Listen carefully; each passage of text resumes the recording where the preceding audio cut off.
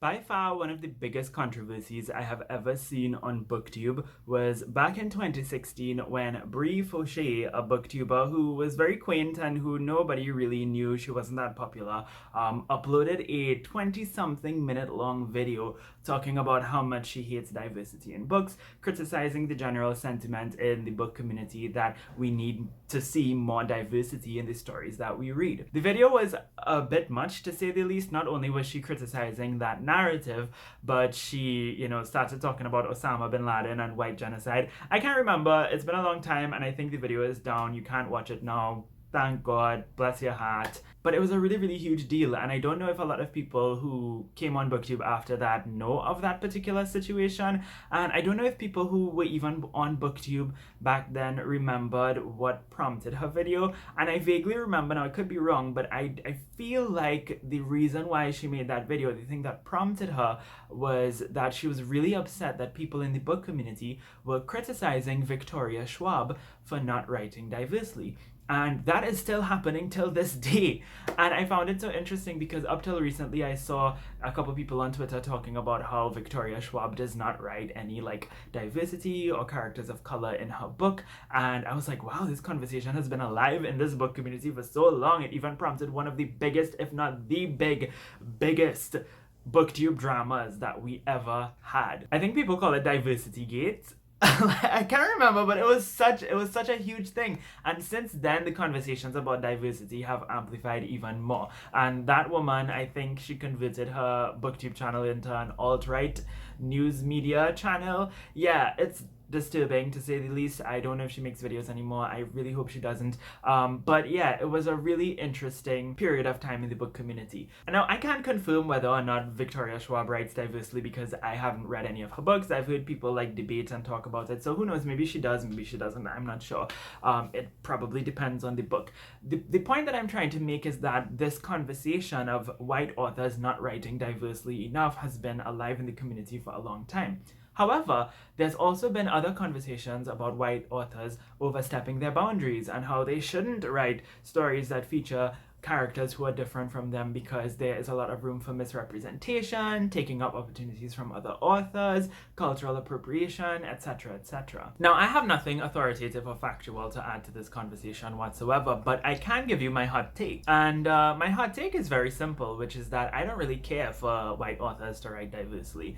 I don't care if Victoria Schwab has an all-white cast. I don't care if Sarah J. Maas has an all-white cast. I don't care. If they want to write all-white casts with all straight characters that have no diversity and no, multiplicity to them whatsoever, then they can go ahead and do that. I have no problem with that. You know why? Because I'm not really checking for those authors in the first place. When I saw people having that conversation about Victoria Schwab and not writing diversely enough in the first place, I didn't think that the critique itself was invalid.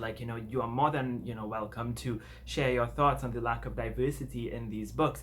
But my sentiment is just read authors of color. If you want to see characters of color, if you want to see diversity in your books, read authors of color. I don't really like to use the term diversity that much when it comes to individual books, especially.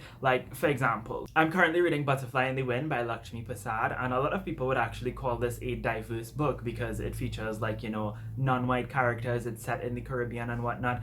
But I wouldn't say that it's diverse at all. It follows an Indo-Trinidadian Hindu family, and all of the characters in the book, most of them are Indo-Trinidadian and Hindu. There's not a lot of ethnic or cultural or religious diversity in this book, but there doesn't need to be. It doesn't need to be a diverse story because that's not what the story is about. The story is honing in on a particular cultural experience, so it doesn't need to represent different groups of people and races and religions and all that kind of stuff.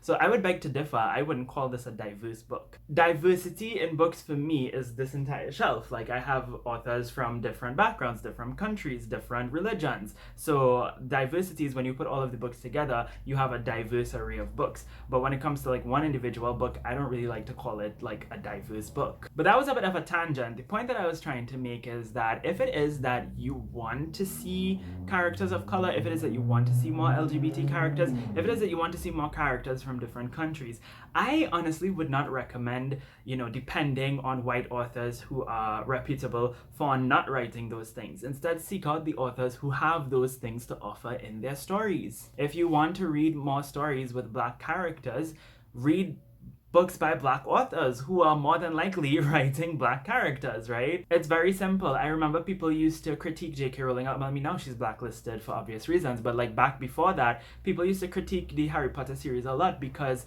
you know, there was little to no diversity in it. The characters of color were very minor and they were really poorly written.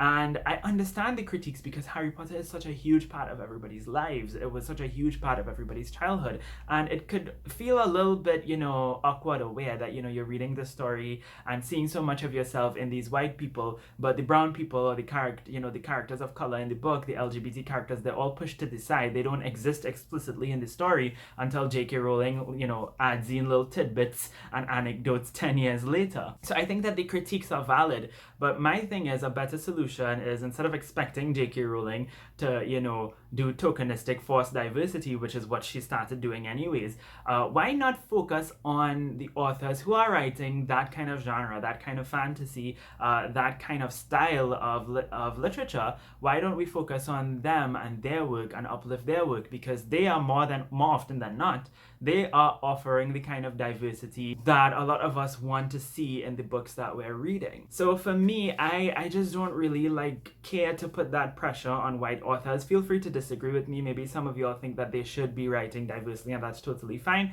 For me, yeah, I guess they should, but I'm not really checking for them. I'm not really looking for their work. I don't really care about what Victoria Schwab writes or what J.K. Rowling writes or what Cassandra Clare writes. I don't really care about what they write, so it doesn't affect me, you know, in any way, shape or form if they have no diversity in the book. That might be different if you're a fan of their series, but for me personally, I'm not really looking for them. I am more interested in reading authors of color, authors from backgrounds that I want to support. For example, Caribbean authors, right? I'm not going to, you know, read books by American authors or people from the UK or people from Australia expecting to see Caribbean characters represented in them. I am instead going to be seeking out authors by Caribbean and West Indian authors who are writing the stories of Caribbean peoples in the books that they are producing and offering to the world. I also forgot to say as well that there might be some instances even where diversity just might not be very realistic in the story. If the book is set in a small town in the countryside of the United States, or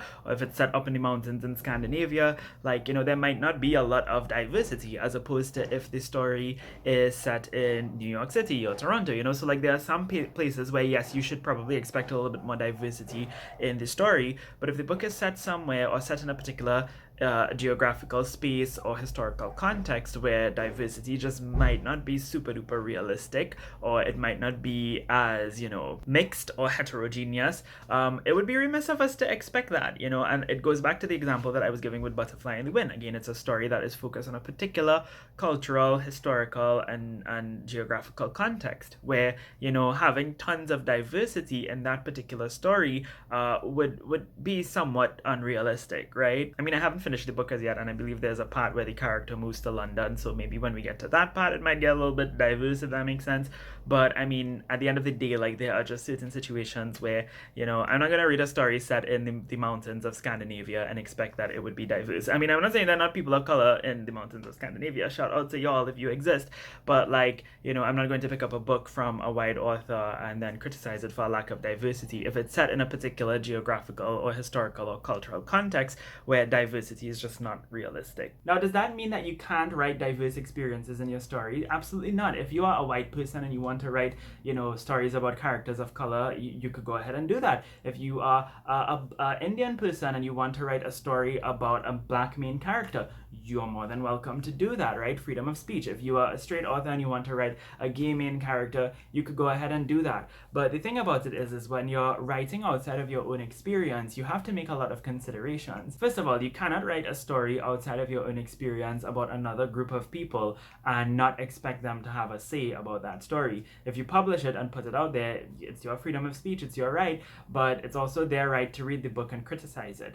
So if you are purposefully, writing a book to negatively portray a group of people, or if you're unintentionally misrepresenting them because of your own lack of knowledge or lack of research or lack of consultation, then you have to be very much prepped for the fact that these people may not like what you have to offer about their lives in your story. And even if you do get it right, even if you write a perfect story that represents them perfectly and you do all the consultations and the research, there are other things that you have to consider. Like if you're writing about a particularly disenfranchised group of people, what privileges do you have? What access do you have? What abilities do you have to publish a novel that writers in that particular community might not have? Are you taking a space from one of them? How are you planning to give back to that community? Are you just going to profit off of them by telling a story about them and pocketing the money for yourself? Like, there are a lot of considerations that you have to make depending on what kind of story you're writing that is outside of your own experience. I remember back then when that video was uploaded, one of the things that a lot of people were saying quite a lot was,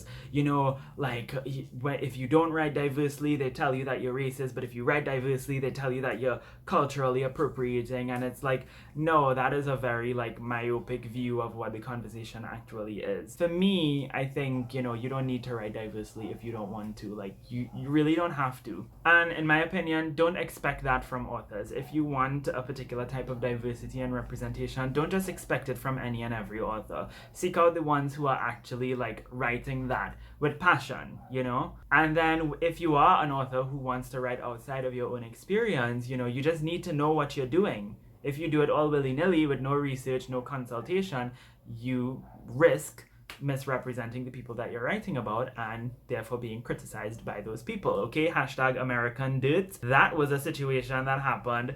That was a lot.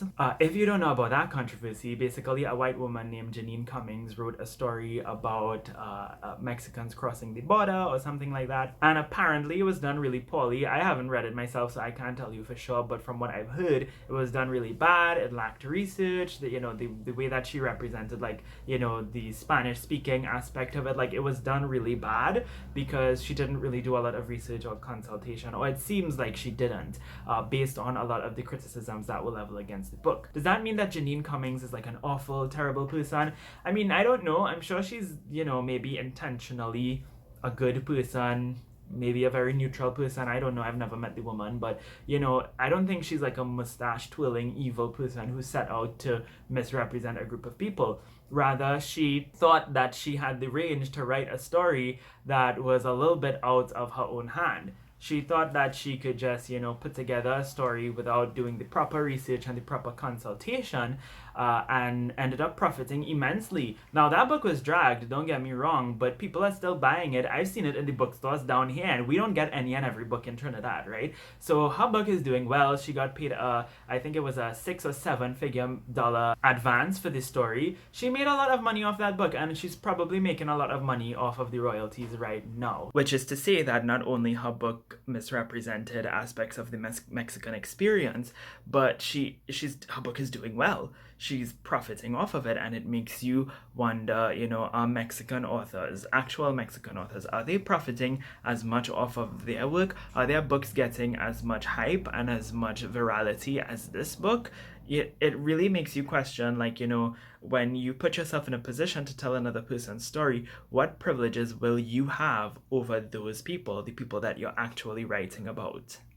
So yeah, I mean, if you're going to write about another group of people, a disenfranchised group of people, there are some considerations that you have to make. Otherwise, you need to kind of, face the oil in the fryer. Is that a saying? I also wanted to come back in here and quickly add and say that another thing that I think we should be really focusing on and doing is working on supporting each other and creating our own spaces. I've said this before, but I have become so completely disillusioned with the idea of inclusion and being included and being acknowledged and all of that kind of stuff, because it's the wider community just does not want to acknowledge certain experiences, and that's for multiple reasons. When there are majority groups, when the book community is very overwhelmingly white or very American-centric, other groups of people are just not really paid the same attention or acknowledged or uplifted as much.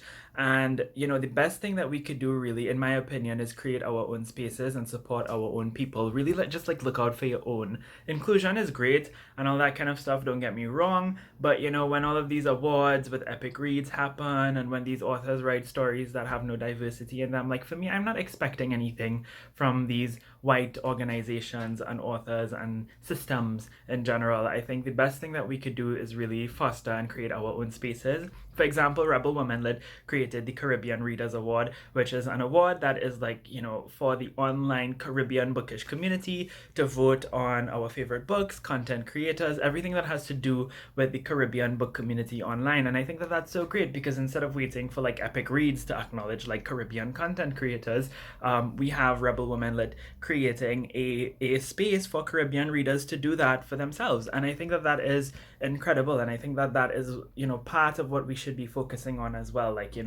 fuck inclusion, fuck the wider society and the wider system. I love creators who create their own spaces that actually account for us and that acknowledge us. And, you also kind of have to look out for your own. You also kind of have to, support Black and brown creators should be supporting Black and brown creators. We should be supporting Black and brown authors. Caribbean creators should be supporting Caribbean creators, and we should be supporting, Caribbean authors and showing solidarity with other marginalized, disenfranchised, or under-recognized groups. The rain is starting to fall, so it's going to make a bunch of noise, so I'm going to take that as my cue to stop. I feel like I've shared pretty much everything that I had to say today. In the comments down below, I'd love to know if you have any thoughts to add to this discussion. Please do. That being said, thank you all ever so much for watching. I hope you have a lovely, lovely day, and until next time, inshallah, keep reading.